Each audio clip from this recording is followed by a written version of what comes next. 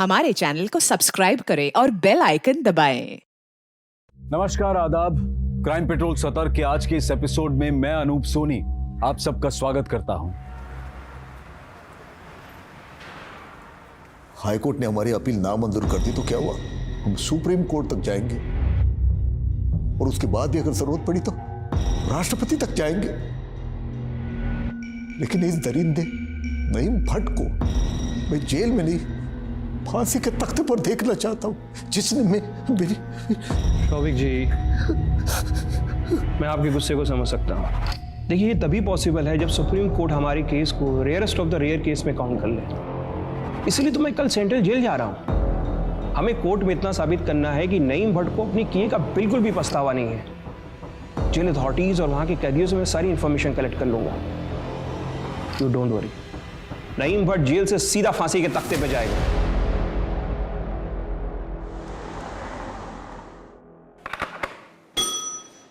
जी साहब। उमेश, कल एक लॉयर आ रहा है, उसे कैदी नंबर 52 नईम भट्ट, उसकी डिटेल चाहिए, देख लें आप। कैदी नंबर 52? ध्यान नहीं आ रहा है। मैं कैदी नंबर 52? वो तो परोल पे है 6 महीने से। क्या पैरोल पे है 6 महीने से? ये कैसे हो सकता है? जाओ पैरोल रजिस्टर लेके आओ। जी साहब।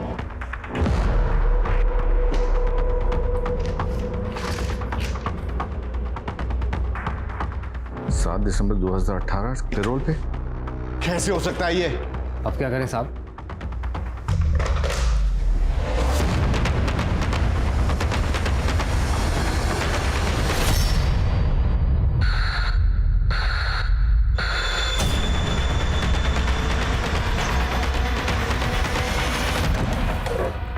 क्या कमिन सर?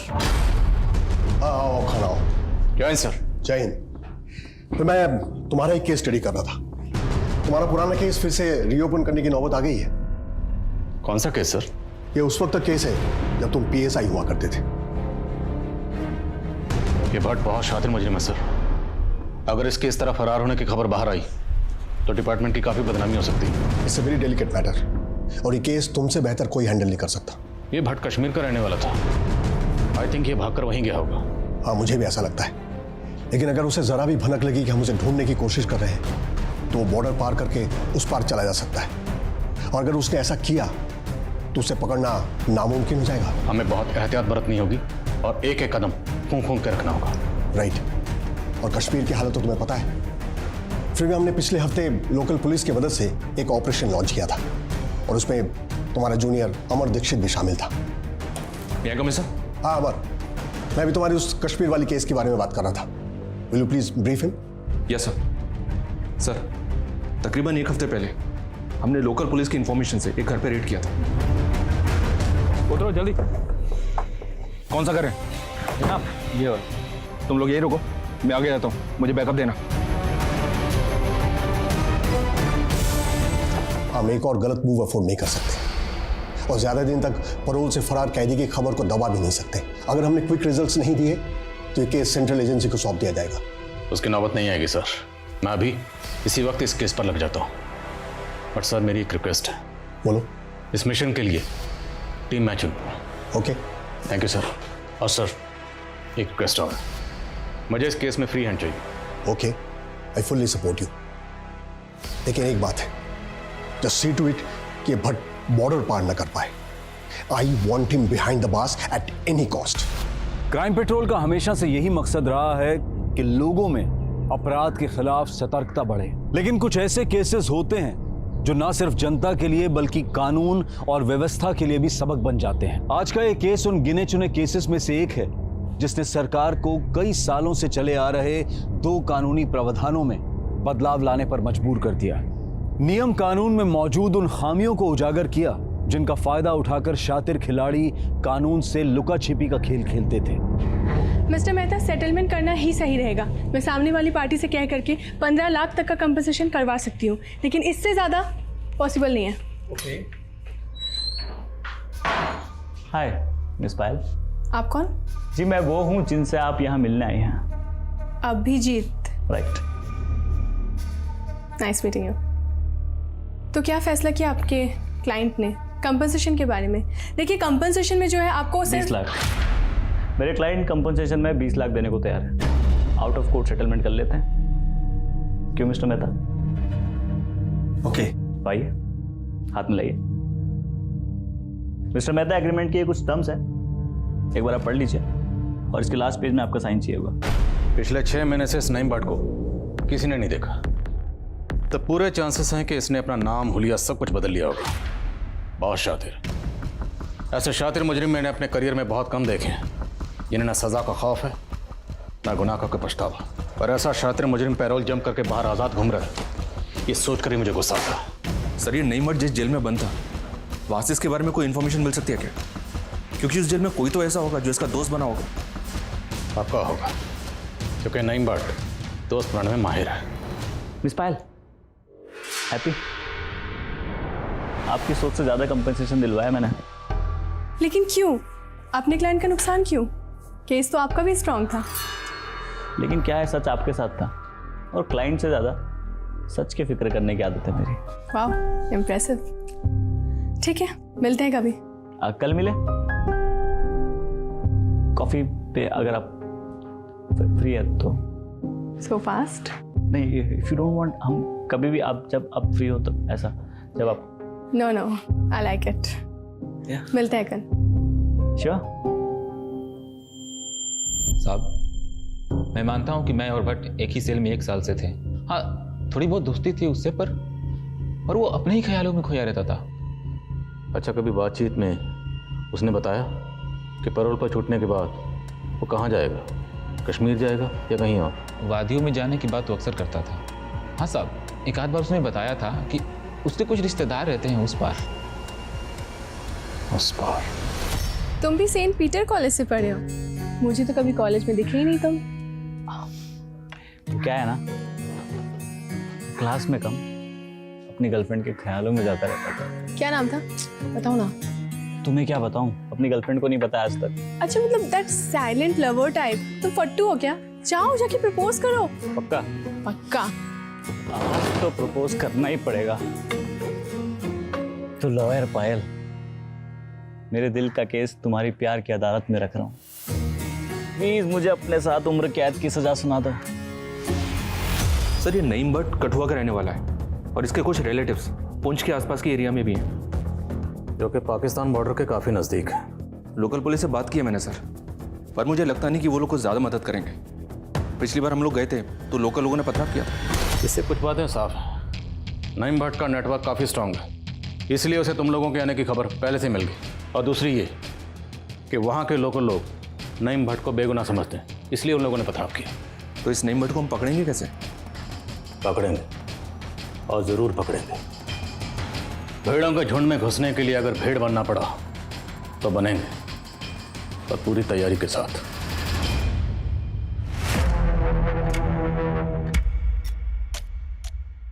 हसन मेहंदी, तुसी जलंधर से हो? हाँ जी। ठीक है, नौकरी पे रख रहा हूँ, कल किसी सोसाइटी में ड्यूटी फिक्स करता हूँ तेरी, ठीक है? शुक्रिया पाजी। चलो, कोई बात नहीं।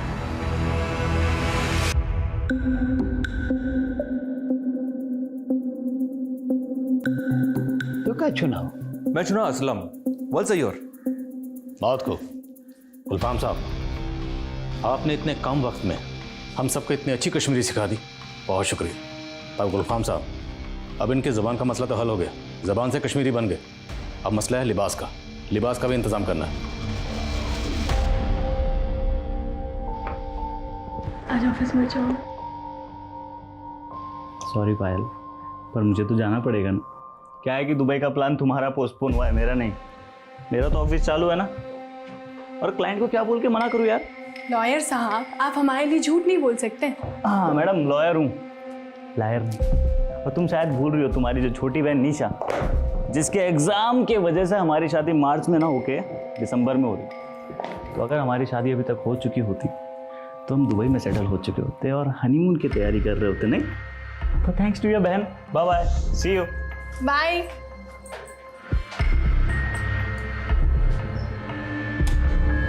इसमें आप लोगों का कश्मीरी नाम, पते और हर तफसील मौजूद है। इसमें जो भी तफसील है उन्हें अच्छे से याद कर लीजिए, क्योंकि पूरे मिशन के दौरान हम में से कोई भी एक दूसरे को उसके असली नाम से नहीं बुलाएगा। आज से हम जो भी हैं वही हैं जो इस लिफाफे में।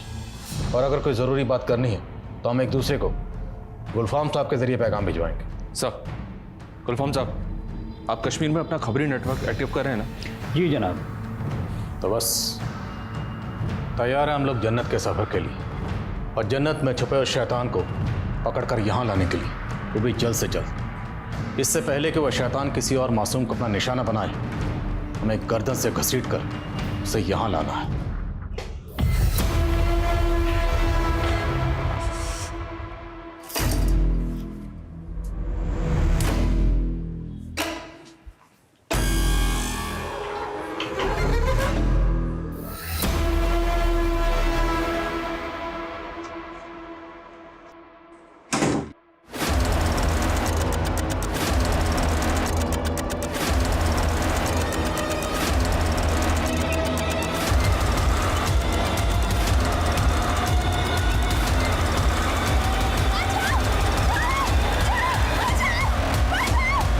एक जवान इंडिपेंडेंट लड़की की उसके अपने ही घर में हत्या कर दी गई थी।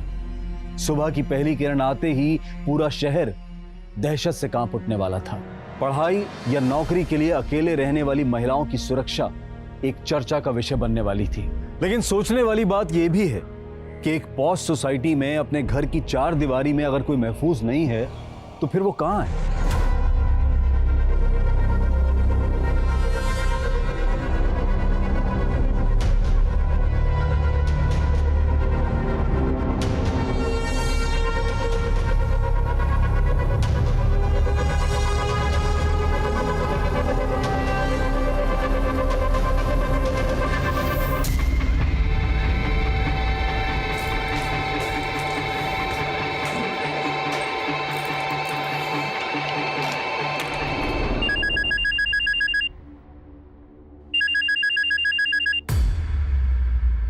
हेलो बेटा, बोल।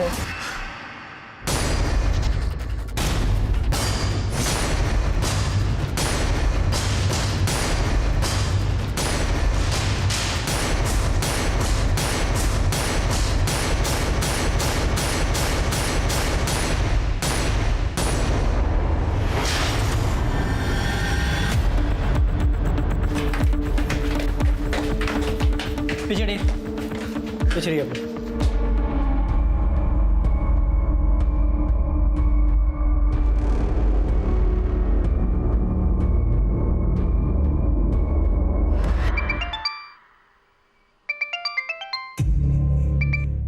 हेलो। आसपास सब जगह लाइट है, बस हमारे यहाँ लाइट नहीं है। तुम प्लीज आ जाओ ना। यार बेबी, अभी तो नहीं आ पाऊंगा, 2 घंटे लगेंगे। तुम एक काम करो, तुम वॉचमैन को बोल दो, इलेक्ट्रिशियन बुला देगा कोई। अच्छा, मुझे बहुत ज़रूरी काम है, मैं कॉल करता हूँ तुम्हें बाद में, ठीक है? Okay, bye. दोबारा लाइट चली गई थी? हाँ, इलेक्ट्रिशियन का कहना था कि वायरिंग का इशू है, इसलिए बार बार एमसीबी ट्रिप हो रहा था। अभी तो लाइट है। अच्छा सुनो ना, तुम कब तक आ रहे हो? जल्दी आ जाओ ना प्लीज। ओके बाबा, कोशिश करता हूँ। और कोशिश करके आप कितने बजे तक घर पहुंचे? 4 बजे के आसपास। सर, मैं पायल और अभिजीत का पड़ोसी हूँ और इस सोसाइटी का सेक्रेटरी भी। सर, रात को ना तो मेरे घर की लाइट गई और ना ही किसी सोसाइटी मेंबर के घर की।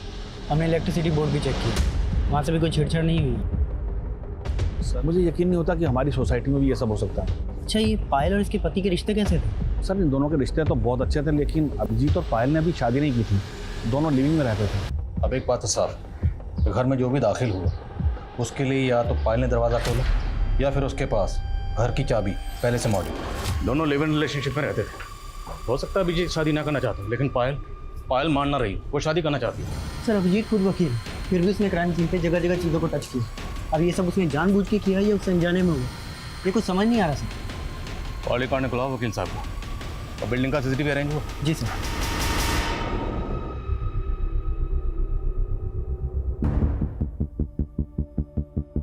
बारह बज के 21 मिनट पे ये गार्ड के साथ कोई आ रहा है, शायद ये इलेक्ट्रिशियन, लेकिन चेहरा साफ नजर नहीं आ रहा। गार्ड के साथ फिर से वही शख्स, लेकिन इस बार भी चेहरा नजर नहीं आ रहा। कौन है ये? सर, इलेक्ट्रिशियन लगता है, क्योंकि 2-3 इलेक्ट्रिशियन बिल्डिंग में आते रहते हैं। लेकिन ये कौन है ये बता पाना मुश्किल है, लेकिन सारे इलेक्ट्रिशियन पास की बस्ती में रहते हैं। जरा गार्ड को बुलाइए, उसको पता होगा। सर वो तो नाइट शिफ्ट में था, अभी घर गया है। ये सेकंड फ्लोर का कमरा है, इसकी फुटेज प्ले क्यों नहीं हो रही? समझ नहीं आ रहा सर, इसे क्या हो गया? पिछले हफ्ते तो सारे कैमरे चेक करके गया था आदमी, लगता है फिर खराब हो गया।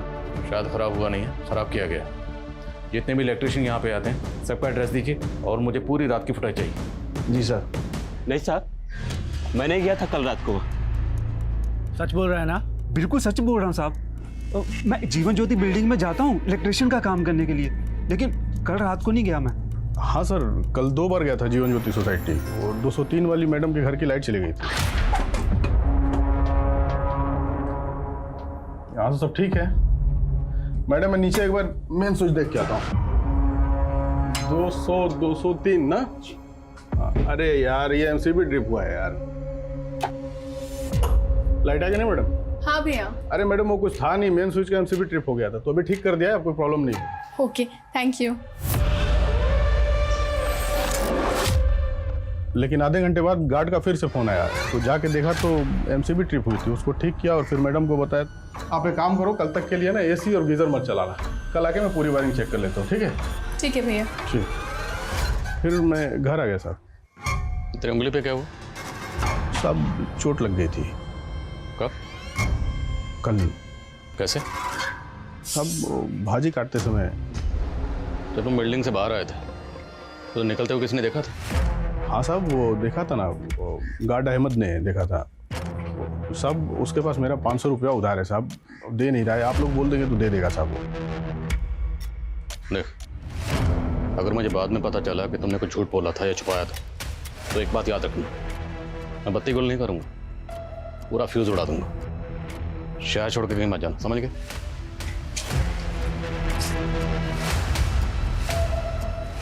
सोसाइटी के चप्पे चप्पे से वाकिफ है, हो सकता है सीसीटीवी इसने खराब किया।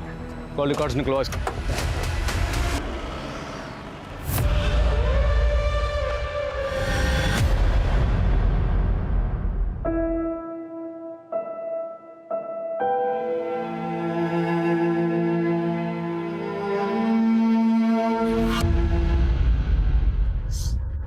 हाँ बोलो विवेक। अरे पुलिस अभिषेक को पुलिस स्टेशन लेके गई है पूछताछ करने के लिए। क्या?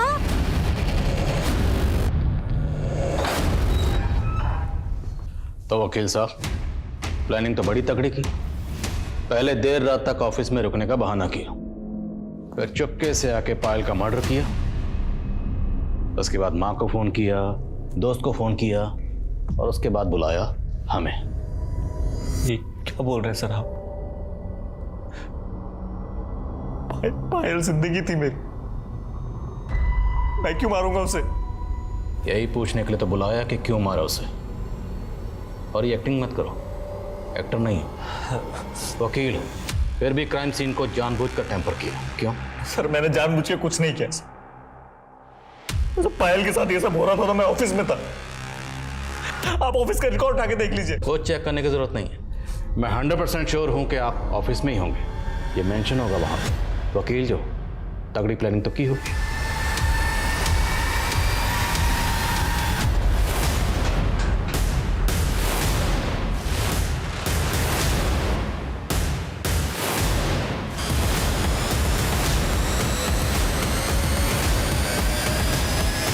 तो घर कितने बजे पहुंचे?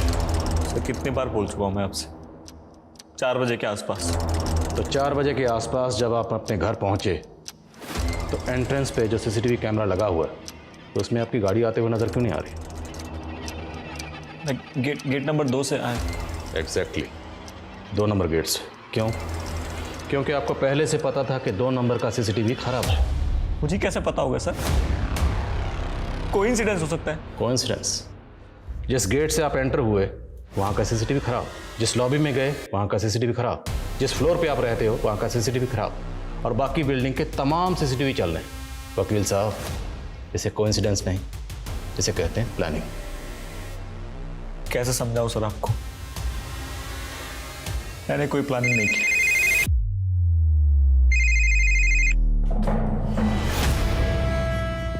सर पायल की बिल्डिंग का सिक्योरिटी गार्ड अमजद पठान फरार है।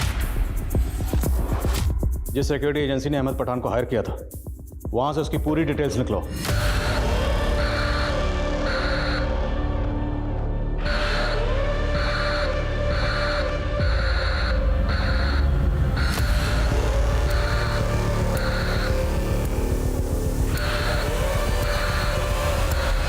ठीक है, एड्रेस है लाल चौक कश्मीर।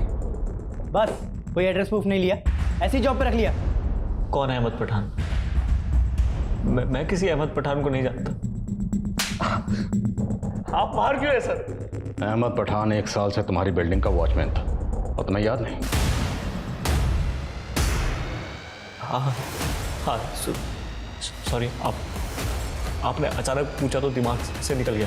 और अब अचानक पड़ा तो दिमाग में आ गया, है ना? अहमद पठान 1 साल से तुम्हारी गाड़ी साफ कर रहा था, तुम्हारी इससे कभी बात नहीं हुई?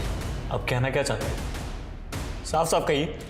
हमने जो बोलना था बोल चुके हैं, अब साफ साफ तुम बताओ कि अहमद पठान को कितने पैसे दिए पायल को मारने के लिए? तुम्हारे और पायल के बीच में क्या प्रॉब्लम चल रही थी? सर आप क्या बोल रहे हैं? अगर आप मेरा दुख कम नहीं कर सकते कम से कम उसे बढ़ाइए मत। दुख या पछतावा? होता है।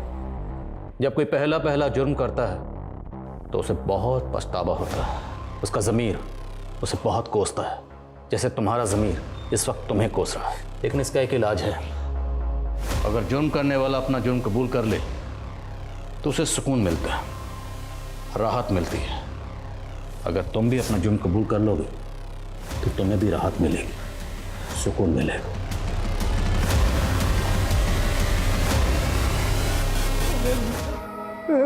क्या हो गया? मार्च में शादी दीदी, तब तो मेरे एग्जाम्स होंगे ना। लेकिन निशा अगर मार्च में शादी नहीं हुई तो उसके बाद सीधे दिसंबर का मुहूर्त है। और पायल हमारे दुबई सेटल होने का प्लान पूरा पोस्टपोन हो जाएगा। यार तुम काम में क्या लगे हो? अपनी बहन को समझाओ। तुम फिक्र मत करो, शादी से पहले तुम्हारा जो साथ रहने का प्लान है ना, बहुत अच्छा है ना पापा?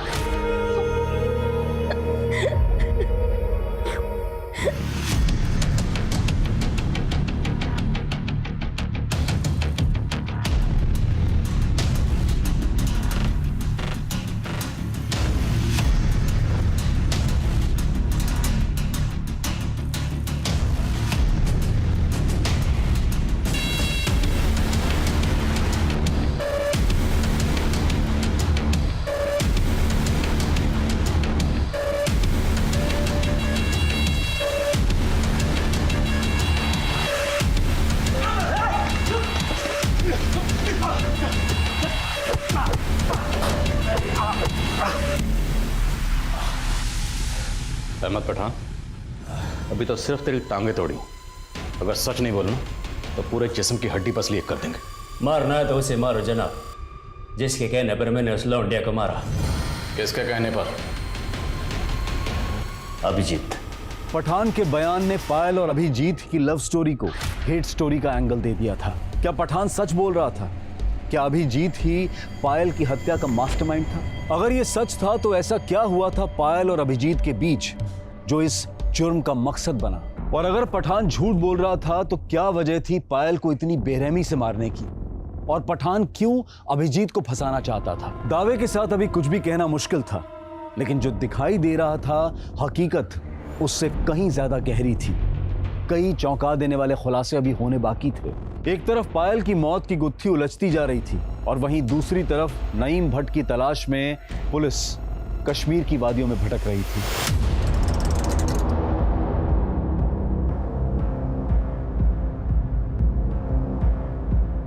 अस्सलामु अलैकुम जनाब। वालेकुम अस्सलाम। क्या हाल है? सब खैरियत? घर में सब ठीक है? देखो कैसा मौसम ठंडा हो गया। हाँ सर। और क्या खबर? जनाब नईम भट्ट का कुछ पता नहीं चला जनाब। उसका एक चचेरा भाई भी है, यहीं रहता है पास में। नाम क्या? इरफान भट्ट। जनाब नईम भट्ट का खास जिगरा है इरफान भट्ट। दोनों आजकल आसपास नहीं दिखते, लेकिन इरफान भट्ट मुंह छुपा के फिरता है। अगर आप उससे पूछेंगे तो शायद वो कुछ बता दे नईम भट्ट के बारे में। इस इरफान को हम देख लेंगे, तुम अपना एंटीना नईम भट्ट के लिए ऑन रखो। वक्त कम है, कहीं ऐसा ना हो बॉर्डर पार करके उस तरफ चला जाए। इरफान की डिटेल दो। ये देखिए जनाब, इरफान भाटा, जी जनाब। ये फोटो दूसरे साहब के मोबाइल में भेजो।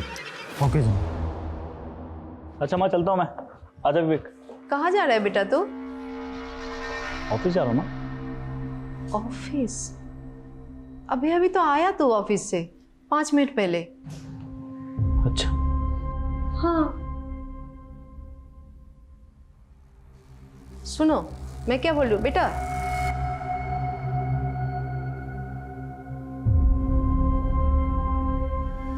हाँ बेबी, आसपास सब जगह लाइट है, बस हमारे यहाँ लाइट नहीं है। तुम प्लीज आ जाओ ना। यार बेबी अभी तो नहीं आ पाऊंगा, 2 घंटे लगेंगे। तुम एक काम करो, तुम वॉचमैन को बोल दो, इलेक्ट्रिशियन बुला देगा कोई। आंटी ये रिपोर्ट आई है, डॉक्टर ने कहा है कि अभिजीत बहुत डिप्रेशन में है। पायल की डेथ का उसके ऊपर बहुत गहरा असर हुआ है। डॉक्टर ने कहा कि कोई तो बात है जो उसे अंदर अंदर खाई जा रही है और जिसे वो एक्सप्रेस ही नहीं कर पा रहा।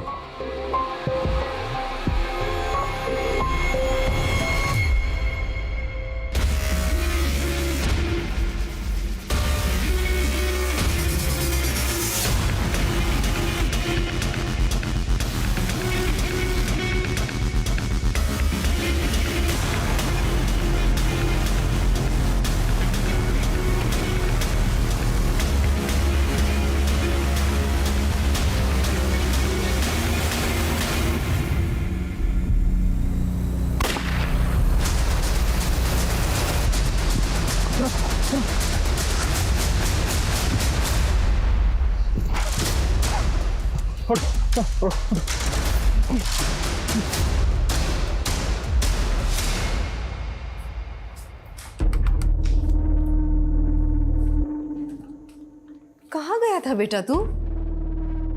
फोन क्यों नहीं उठा रहा था? फोन? हाँ मैं फोन लेकर गया था, शायद पार्क में रह गया होगा फोन। फोन कहाँ है मेरा? मेरा फोन यही कहीं तो। तू फिक्र मत कर। सुन बेटा, तू चिंता मत कर, हम नया ऑर्डर कर लेंगे, ठीक है? ये बता तू गया कहाँ था? ये लेने गया था माँ, बहुत दिन से पेंटिंग नहीं की तो सोचा पेंटिंग करूँ। वाह बहुत अच्छा, बना पेंटिंग बना।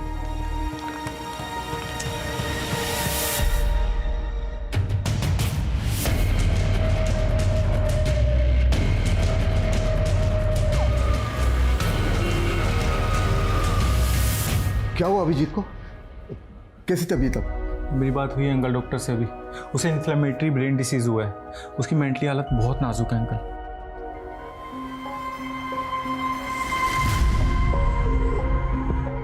उठो बेबी।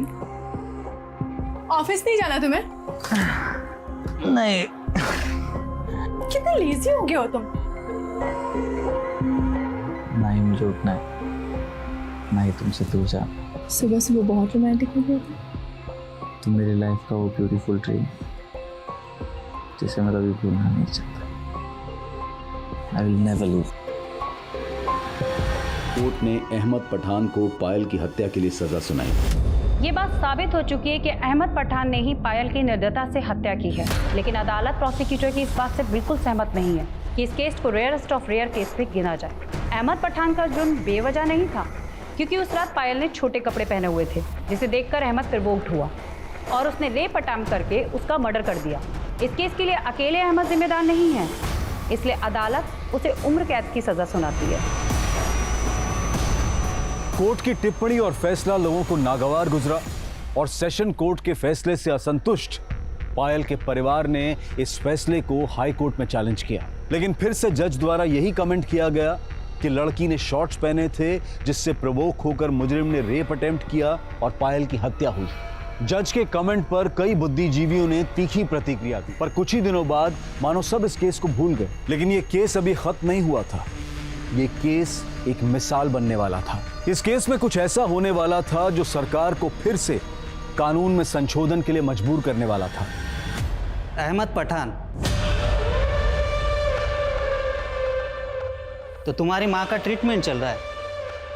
तुम्हारे बारे में किसी भी तरह की कोई कंप्लेंट नहीं है जेल से, और तुम्हारा बर्ताव भी बहुत अच्छा है, इसलिए मैं तुम्हें पूरे 90 दिन का पेरोल ग्रांट करता हूँ। शुक्रिया जनाब। पैरोल मिलने के बाद से ही पठान फरार था। 90 दिनों की बजाय 180 दिन बीत चुके थे और पुलिस को अब तक इस बात की भनक तक नहीं थी। कैदी नंबर 52 वो तो परोल पे है, 6 महीने थे। क्या परोल पे? पायल के पिता जब पठान की डिटेल्स निकलवाने के लिए जेल अधिकारी से मिले तब पुलिस की एक कोताही सामने आई। पायल के पिता ने मीडिया में गुहार लगाई। पुलिस की ये लापरवाही अखबारों की सुर्खियां बटोरने लगी और पायल के वकील ने इसके खिलाफ हाई कोर्ट में भी अपील की। आए मैडम, एक मिनट।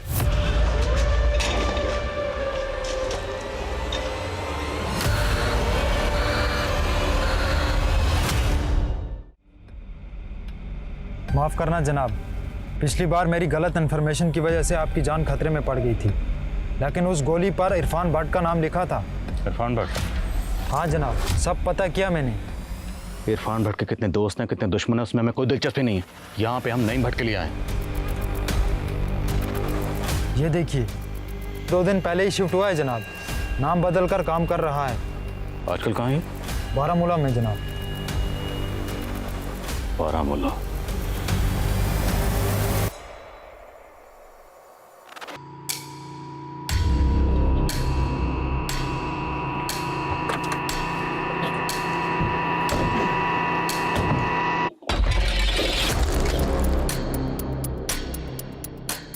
बोलता है ब्रदर, मैं छुसा खुशखबरी चोने खातिर वालसा योड़।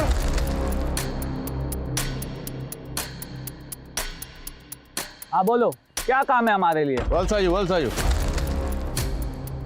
देखो, सिर्फ तुम्हारे लिए काम नहीं है, बहुत से भाइयों के लिए काम है। मोबाइल कंपनी है ये वाला, इधर टावर लगाएगा, कुछ महीने काम चलेगा। 700 रुपये तनख्वाह, 2 वक्त का खाना और शाम का चाय भी इधर ही मिलेगा। कंपनी को काम जल्दी खत्म करना है, इसलिए ज़्यादा लोगों की ज़रूरत है, तो ज़्यादा से ज़्यादा भाइयों को बताओ। लुटस ब्रदर, बाबा ने बेनफा। वो देखिए सर, पीछे अपने, ये वही है।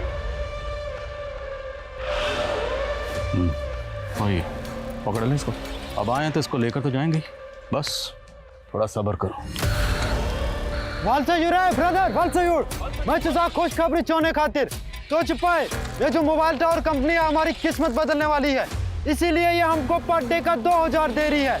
इधर आके अपना अपना नाम लिखवाओ, नाम लिखवाओ, फटाफट नाम लिखवाओ। अरे ब्रदर, तुम काहे करो, क्या इधर आओ। अरे हमारा बहुत अच्छा कंपनी है, आ जाओ आ जाओ ब्रदर, आ जाओ आओ आ जाओ। हम तुम्हारा भी नाम लिख दिया ना। हाँ। आ जाओ, हम तुम्हारा भी कार्ड बनवाएगा।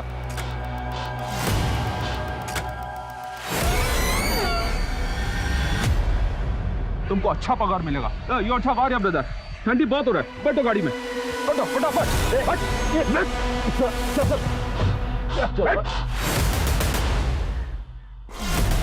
आपको पहले कहीं देखा है, कौन हो जनाब?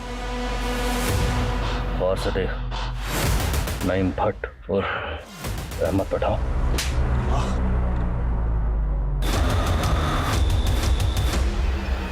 ये जन्नत तेरे जैसे शैतान के लिए नहीं, इसलिए तुझे घसीट कर यहां से निकालने के लिए आए। चलो। बहुत देर कर दी जनाब आते आते, हमको मालूम था एक न एक दिन जरूर पकड़ोगे, पर पिछले टाइम से ज्यादा परेशान किया। कितनी बार कहूं जनाब आपको, अभिजीत ने ही मुझे फोन करके उस पायल को मारने के लिए कहा था। हमने सब पता लगा लिया, अभिजीत ने कभी तुझे ऐसा कुछ नहीं कहा और ना ही उसने कभी तुझे फोन किया। अब बोल।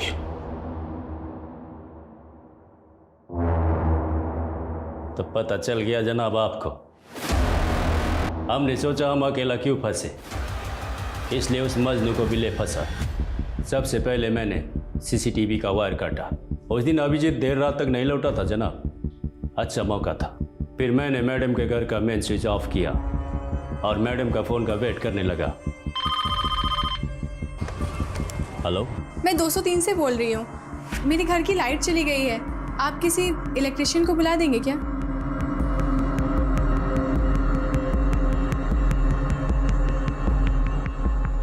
पहली बार बिजली गुल किया तब मैं चाबी लेने में नाकामयाब रहा जनाब, इसलिए दोबारा बिजली गुल करनी पड़ी। क्या भैया, बार बार लाइट जा रही है।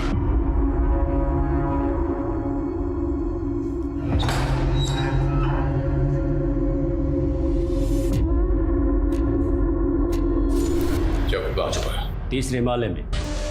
क्या बिगाड़ा था उसने तेरा?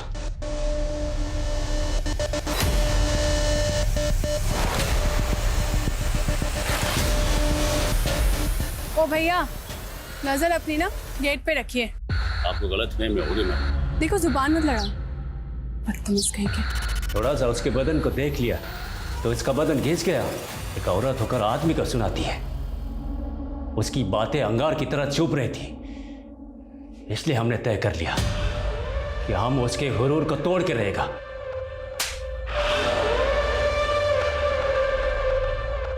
इस केस ने सुरक्षा नियमों और पैरोल सिस्टम पर कई सवाल खड़े किए थे। इस केस के बाद ही सुरक्षा कर्मियों और डोमेस्टिक हेल्प्स की भर्ती के लिए स्ट्रिक्ट गाइडलाइंस जारी की गई। सिक्योरिटी एजेंसीज को जवाबदेह बनाने के लिए एड्रेस वेरिफिकेशन और बैकग्राउंड चेकिंग को अनिवार्य किया गया और साथ ही रेप और मर्डर जैसे संगीन अपराधों से जुड़े कैदियों को पैरोल ना देने का फैसला लिया गया। यह प्रावधान भी पारित किया गया कि अगर किसी असाधारण स्थिति में किसी अपराधी को पैरोल पर छोड़ा जाए तो उसकी अवधि 90 दिनों से अधिक नहीं हो सकती है और पुलिस उन पर कड़ी निगरानी रखेगी।